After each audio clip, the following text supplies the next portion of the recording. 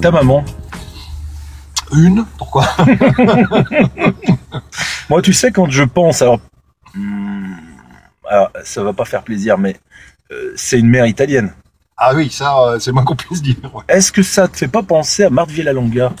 Dans Un éléphant, ça trompe énormément. Tu te souviens de sa mère? Bien sûr, c'est la mère juive. Ouais. Ouais, bah, les mamas italiennes et les mères juives se ressemblent à mort.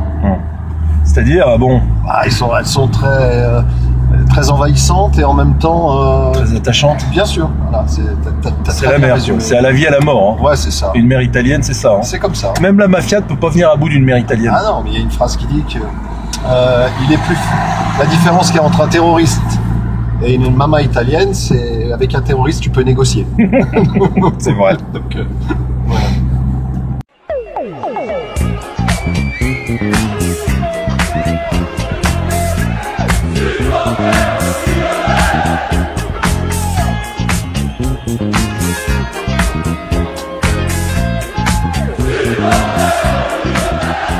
Aujourd'hui, qu'est-ce que tu kiffes le plus? C'est-à-dire ton enfance ou les années qui ont suivi, c'est-à-dire à partir de 18 ans? Est-ce que tu préfères?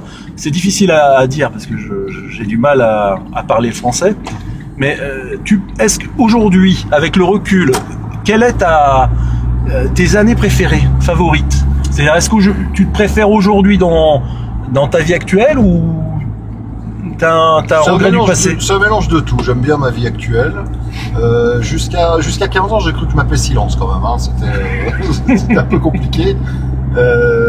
Mais non. Mais en fait, mon adolescence s'est bien passée. Mon enfance, j'étais quelqu'un de plutôt introverti. Et t'aimais le gruyère? Et j'adorais le gruyère, ouais, mais tu parles en connaissance de cause. Il mangeait des tonnes de gruyère chaque jour. J'ai jamais vu un mec manger autant de gruyère. Et maintenant, c'est très bizarre parce que t'aimes plus le gruyère? Plus trop, non. Je suis. Non, j'aime plus trop ça. Et t'aimes le fromage encore ou pas? Ah oui, ça j'aime le fromage, ça c'est le moins qu'on puisse dire. Je pourrais me nourrir que de ça et de bouteilles de Bordeaux. D'accord. Ça pourrait être ma vie. Parce de que pizza aussi. Parce que bon, il faut dire quand même que tes parents étaient commerçants dans le 7e. C'est ça. Je crois que c'était avenue de Gerland, non? Avenue Jean Jaurès. Avenue Jean Jaurès. Ouais. Donc tout se passait là-bas en fait. Voilà, le lieu du crime était là-bas. Et donc t'es un épicurien aussi à cause de ça? À cause de la bouffe toujours accessible durant... Ouais. Je sais pas, tu vois, c'est une bonne question. Parce que moi je me souviens des plats qui étaient faits tous les jours là-bas, parce que j'y suis allé peut-être 2-3 fois, peut-être un peu plus. Je me souviens pas. J'y suis allé avec toi et les fois où on y allait, eh ben, tu chipais de la bouffe. Ah ouais, non, mais j'aime bouffer, j'aime... Là, je suis en train de me rendre compte que j'ai fait une connerie, mais c'est pas grave. C'est pas grave, tu peux bifurquer... On s'en fout. Ouais. On a du temps. J'aime bouffer, j'aime bien manger, j'aime bien boire, j'aime bien partager, j'aime bien discuter avec les copains, j'aime bien les derniers verres. T'es un bon vivant. Ah oui. Ça vient de l'Italie? Je pense que les Italiens sont des Français heureux. Ouais, c'est un peuple qui a un grand sens du kiff. C'est vrai. Contrairement aux Français qui ont cette retenue comme ça qui est respectable, hein, mais oui, bah, l'Italien a un sens du kiff assez énorme. Preuve en est, c'est qu'on voit rarement une table dans une famille où il y a que 2 assiettes, quoi. J'ai l'impression que ça fait bouffer, ça fait partie du... la famille est omniprésente quand même chez l'Italien. Voilà, mais c'est pas... Tu peux avoir un sens de la famille sans pour autant penser que manger tous ensemble c'est un moment important. Certains pensent qu'il vaut mieux partir en vacances tous ensemble, je sais pas, faire des projets, etc. Non, le rital, lui, il veut une bonne tablée avec les bouteilles de vin, les pâtes, le fromage, tout sur la table. Voilà, il aime ça. C'est un jouisseur. C'est un jouisseur, absolument. Alors, c'est quoi ton insulte? Maman Franco. Voilà, bah donc voilà, ça te fait du bien ou pas? Mais mais comment dire? Ça serait comme si tu offrais du miel à un ours. Voilà, mais parce que les gens au départ, ils ont l'impression que vaffanculo, c'est va te faire enculer. Non, mais c'est pas tout à fait ça quand même. Hein. Ça n'a rien à voir. Ça n'a même rien à voir. Voilà, c'est pas forcément. C'est un juron qu'on dit en l'air. Voilà. Il n'est pas dédié forcément à une personne. Non. Ça peut être un mec en bagnole et tu y vas fanculo. Ouais, mais enfin, le frère peut dire à sa sœur, va fanculo. Exactement. Et c'est pas choquant. Voilà. Alors qu'un Français qui dirait un frère qui dirait à sa sœur, va te faire enculer. Voilà. Directement, là, il y a une décharge électrique. Voilà, c'est curieux. Alors qu'en Italie, va fanculo. Ça veut, Voilà. ça veut dire laisse-moi tranquille. Ouais. Voilà. Ça veut même dire bonjour. C'est vrai. C'est vrai. Mais le pire, c'est que même les mères ou les pères peuvent le dire à leurs enfants. Bien sûr. Voilà. Et ça choque personne. Voilà. Mais il n'y a aucune raison d'être choqué puisque ça fait partie du folklore. Voilà. Au contraire, je trouve que quand tu commences à avoir ce genre de rapport avec un membre de ta famille ou un copain, etc., c'est qu'il y a de l'affection quand tu commences à lui dire va fanculo. Je pense. Quels sont tes vices? Alors là, par contre, je suis sérieux. Bart, je sais que tu vas... Non, attends. Tu vas virevolter comme tu sais faire, avec l'humour qui est naturel chez toi. Je veux dire, certains disent que tu te drogues. Mais il y a plein de gens qui pensent que je prends de la coke. Ouais. Alors que j'en prends jamais. Non, c'est juste la joie. Bah oui, parce que il y a plein de gens qui pensent ça. Mais c'est pas grave. Non, tu t'en fous. Complètement. Je veux dire, alors, je te le redis sérieusement, parce que je sais que tu vas t'éparpiller si je te dis ça. Mais quels sont tes vices? Alors, un vice, c'est bien quand même un vice. Surtout de nos jours. Parce que les vices sont lyophilisés aujourd'hui, tu sais. Hein. Les gens préfèrent mourir en bonne santé, c'est-à-dire, toi, clean, propre, tout beau, tout bien. Ouais, mais moi, vivant, je serais jamais mort. Hein. Moi, je me souviens de la phrase, et cette phrase, je l'ai acquis à cause de toi. Ça fait plus de 20 ans, tu vois, ça te rajeunit pas, on va dire que maintenant t'as un vieux, quoi, tu vois. Ouais. Et tu le disais toutes les nuits, parce que tu vivais la nuit, par rapport à tes activités. Mais je vis toujours la nuit. Oui. C'était, je préfère vivre 10 ans comme un lion que 20 ans comme un âne. Alors, aujourd'hui, ça s'est répandu. Mais je veux dire, tu le disais il y a fort longtemps. Tu te rappelles de ça? Non, mais c'est étonnant que tu te souviennes de cette phrase, parce que c'est vrai que je l'ai dit pendant longtemps. Mais je l'ai intégré. C'est-à-dire que, comme j'étais un stressé, l'interview change demain, comme j'étais un stressé dans ma vie, que je me stressais pour rien, d'ailleurs tous mes amis continuent à se stresser pour rien, à un moment j'ai bifurqué, et j'ai dit mais en fait il a raison. Et ce culot que tu avais, et que, alors maintenant tu t'as vieilli, tu t'es un peu assagi, mais t'avais un putain de culot. Ouais, mais c'était pas du culot, c'était de l'insouciance. Je le voyais comme ça, moi. Mais c'était de l'insouciance. Attends, en fait. quand je disais un culot, c'est-à-dire que, à la limite, tu faisais une action, il y avait peut-être une possibilité de risque, mais tu le faisais naturellement. Ouais. Et c'est ce que j'appelle le culot, enfin chez toi. Ouais, mais, voilà. Mais je vois ce que tu veux dire, mais que c'était plus de l'insouciance, parce que quand je faisais les choses qui pouvaient avoir des répercussions peut-être même graves, je pensais que de toute façon, voilà, la proportion de difficulté, de danger était tellement faible que ça valait le coup. Oui, monsieur, j'avance. Et que ça valait le coup de tenter, quoi. Aujourd'hui, je serais plus attentif. J'ai quand même pris beaucoup de ta nonchalance, c'est-à-dire de ta... Aujourd'hui, ils appellent ça le swag. Ouais. Voilà. Ça s'appelle aujourd'hui, ça fait quand même de nombreuses années. Donc. Bah, j'en suis sûr. D'accord. Ouais, c'est intéressant. Et en fait, t'étais... alors, les jeunes, ils vont me dire, on dit plus swag. Alors, dites-moi ce qu'il faut dire, mais en tous les cas, c'était ça. Pour moi, c'est ça. Et c'est pas que j'ai utilisé. Pour moi, il y a des échanges dans les gens qui, tu vois, dans les rencontres. Alors, notre rencontre, elle est vieille. Mais justement, j'ai quand même, tu m'as appris des choses. Voilà, tu m'as appris des choses. Bah, écoute, je te remercie, c'est un joli compliment. Hein. Voilà. Et puis, voilà. Tu m'as appris des choses aussi. Hein, sans doute. On va pas faire le... Non, sans doute. J'étais fan. T'as quoi, 4 ans de plus que moi? Je dis une bêtise. Je peux pas dire mon âge, mais oui, c'est ça. Non, j'ai beaucoup. Hein. Donc, j'ai vachement. Bon, j'ai vachement. Alors, bref. Eh ben, j'étais fan parce qu'à l'époque, quand t'avais 20 ans, on va dire, j'en avais 15. Oui, j'arrondis. C'est vrai. Et t'avais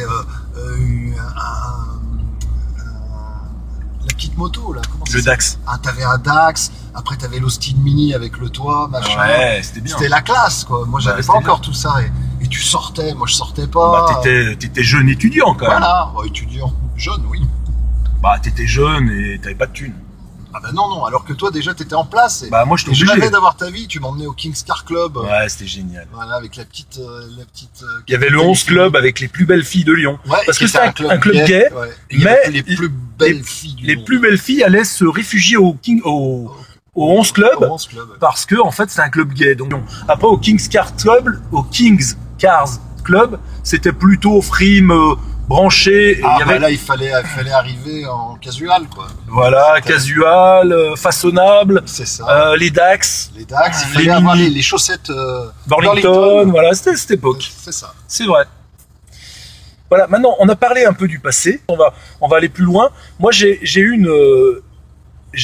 été agréablement surpris parce que je suis allé te voir au théâtre. Ouais. La pièce qui était...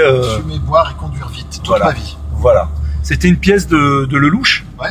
Philippe Lelouch. Ouais. Voilà, qui aujourd'hui fait... j'aime bien son émission, je sais pas si t'as vu, Top Gear France. Bon, bref. Bravo. Je reviens à la pièce. Et moi, j'ai été la voir, cette pièce. J'ai payé ma place. Absolument. J'y suis allé en douce. J'y suis allé en douce. Ouais, ça m'a fait... Et je trouve...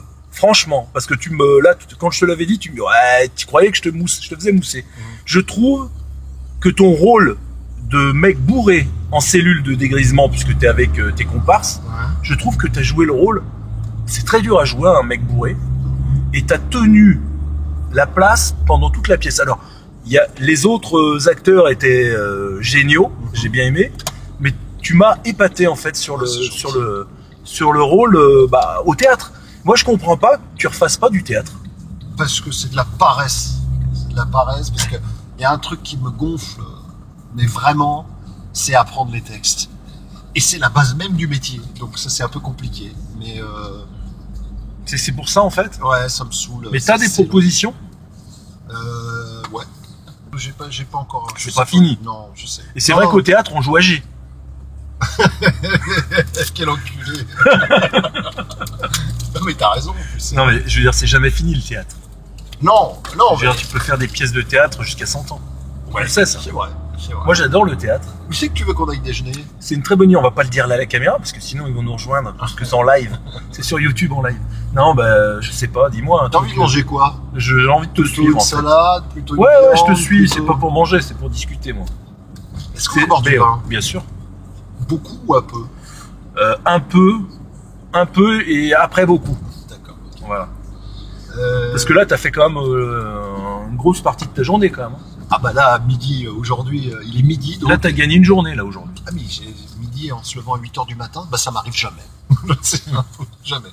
Et ce que je voulais te dire, voilà, je voulais te dire des trucs plutôt dégueulasses. Aujourd'hui, tu t'es plus donc dans cette famille vraiment de OLTV. Ah bah non, plus du tout. Non. Voilà. Est-ce qu'ils t'écrivent encore, tes amis d'OLTV? 90, j'ai des contacts avec 90-95% des gens d'OLTV. Donc, pas tous les jours, hein, mais... Non, mais voilà. Ils pensent à toi. Ouais, il y a ceux qui pensent à moi parce qu'ils sont bienveillants, puis il y a ceux qui pensent à moi parce qu'ils sont malveillants. D'accord. Mais quand on connaît ses ennemis, on sait par où ils arrivent, donc c'est bien. D'accord. D'accord, bah c'est bien, ça le mérite. D'être clair, c'est voilà. Ça. Est-ce que tu l'as digéré, ça? Ton départ d'OLTV. Partir, c'est pas grave d'une société. Tout le monde part, etc. C'est la manière qui m'a pas plu. D'accord. Voilà. Moi, je pense que tout le monde le sait. Mais... Voilà, tout le monde le sait, je pense pas, moi.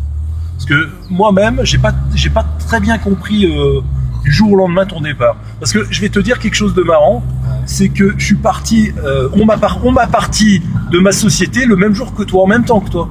Ça, et donc je l'ai su 2 mois après quand même. Tu vois, donc je savais pas en parallèle que toi t'étais parti. Attention, on sait pas d'où ça vient. C'est bon ça. Donc voilà. Donc je comprends et je pense que c'est dommage. Je trouve qu'aujourd'hui l'erreur que toutes les grosses sociétés font, et l'OL, moi je connais pas très bien OLTV, mais bon, je connais bien les grosses sociétés et le problème c'est qu'ils aseptisent trop tout. Alors on va me dire ouais mais il y a des normes, il y a des... Mais ouais mais oui. Ils le disent comme ça. Ouais. Le mec de la compta il dit ça. Et le DRH d'OL TV et de l'OL il dit ça. Ouais non mais attends, il faut respecter les normes. Il dit comme ça. Je l'imagine petit avec des petites lunettes, non? Rectangulaires. Je le verrais avec la tête de Lulu de Villeurbanne et des lunettes rectangulaires de comptable.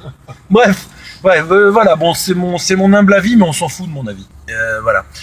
L'interview touche presque à sa fin. Ouais.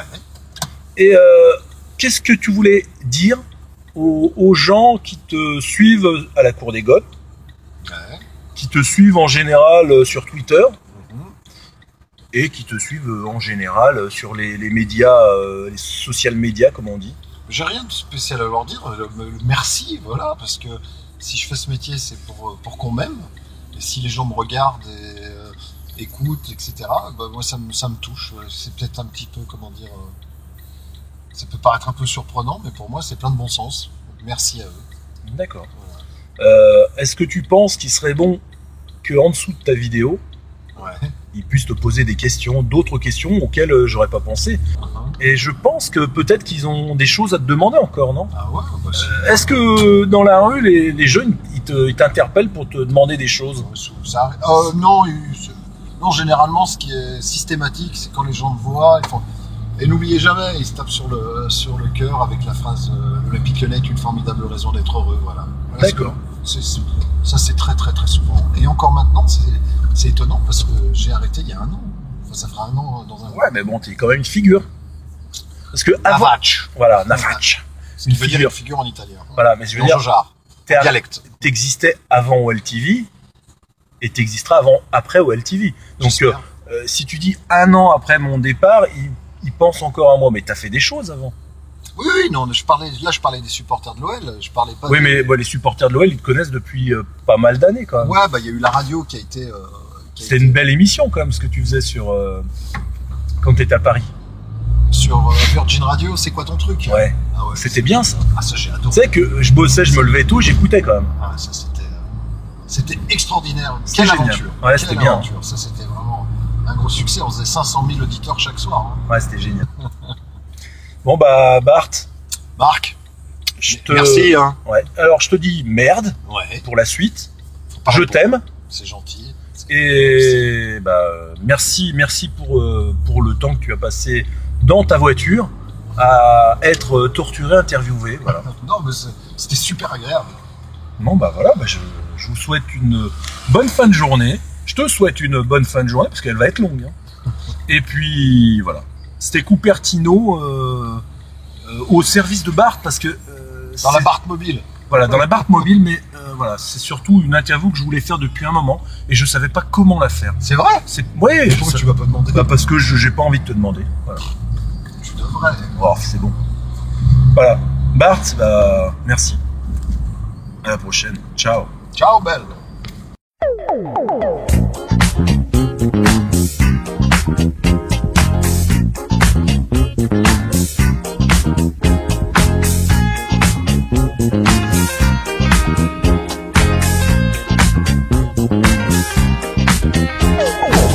In discoteca con lo sguardo da serpente, io mi sono avvicinato, lei già non capiva niente. L'ho guardata, m'ha guardato e mi sono scatenato. Fred Astaire al mio confronto era statico.